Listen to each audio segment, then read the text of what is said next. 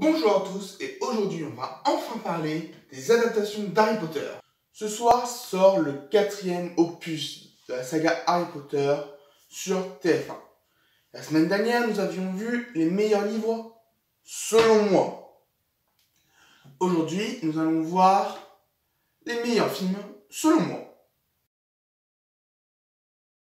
En 7e position, c'est la première position de la semaine dernière, c'est Le Prisonnier d'Azkaban. J'adore ce livre. Mais alors, niveau adaptation, c'est le plus mauvais. Il passe à la trappe beaucoup trop d'éléments essentiels. C'est qu'il est maraudeur, Sirius Black s'est échappé de prison, plein d'éléments intéressants pour le background et pour l'univers d'Harry Potter. Et ça passe à la trappe et ça fait un gros vide pour les prochains films. Notamment pour ceux d'après. Le 7 et le 8. Donc je mets les deux films pour l'adaptation du 7 évidemment. Mais voilà, c'est assez mauvais au final. Parce que les éléments qui n'ont pas été intégrés, certains ont été intégrés, d'autres mais mal. Et d'autres n'ont toujours pas été intégrés. Du coup, on se perd vite. Un élément tout con, mais le miroir dans la chaussette de Harry. Ce miroir est présent dès l'épisode 5.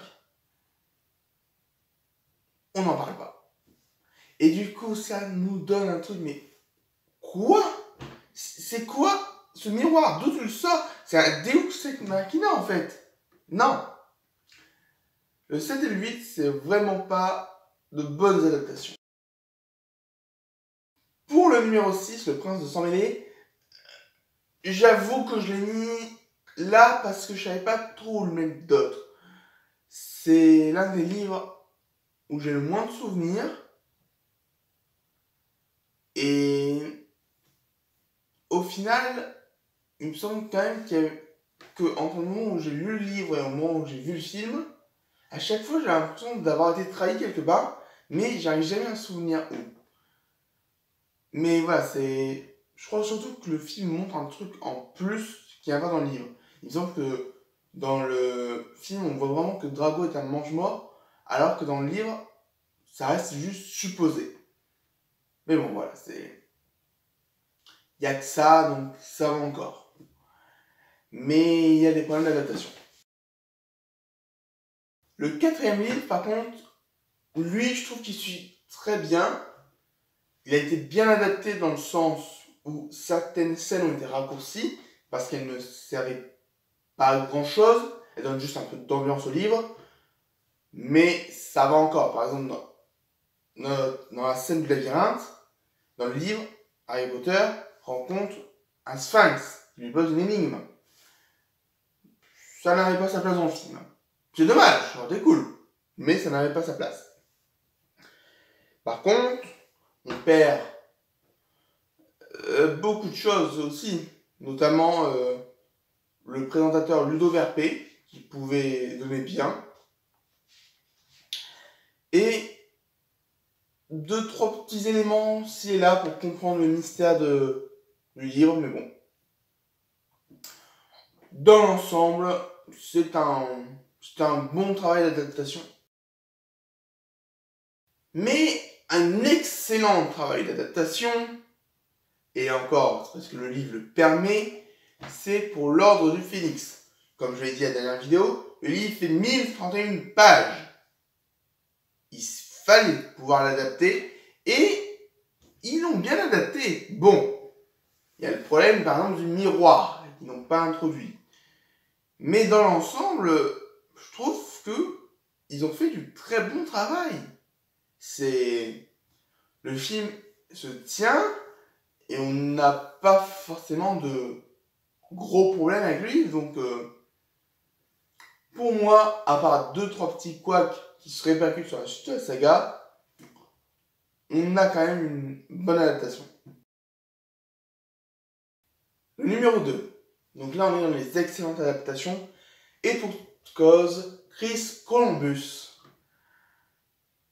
a adapté le livre, enfin le livre 2 et 1, mais je trouve que le 1 est mieux adapté, hein, parce que voilà, le 1 est premier, le 2 est deuxième du classement. Autant vous spoiler tout de suite, hein, vous l'avez deviné. Mais Chris Columbus les a adaptés quasiment au mot. Bon, il manque des petits trucs, genre Pils, le fantôme farceur de Poudlard, mais c'était pas obligatoire. Honnêtement, non, c'est... Il apporte des choses à l'intrigue, mais on pouvait donner son rôle à d'autres personnes, comme dans le numéro 4. Dobby apporte des trucs à l'intrigue, mais on pouvait donner son rôle à Neville.